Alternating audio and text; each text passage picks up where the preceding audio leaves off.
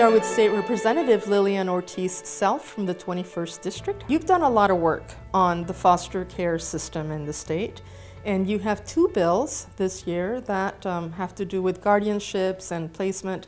Talk to us about those bills. Yes, absolutely. I am very passionate about our state's responsibility to our most vulnerable kids. And our children in foster care are our most vulnerable children, and the responsibility of the state to make sure that we are responding accordingly. I also believe very strongly that families belong together.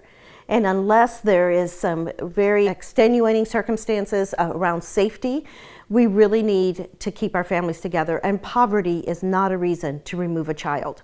So I've been doing some work on this throughout the years. The two bills that I have this year, one of them strengthens guardianship to be able to use state dollars for fictive family members. And we know a lot of families, a lot of communities have fictive family that have come in and played the role of the auntie, of the grandma, the cousin, that have really grown up with the family and been part of the family. This allows that to be considered in when we're considering guardianship placement.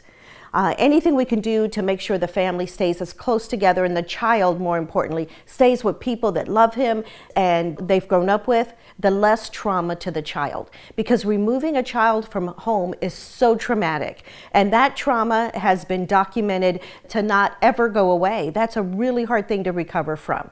So we want to make sure that that's a very last resort. The other bill I have is the Voluntary Placement Agreement.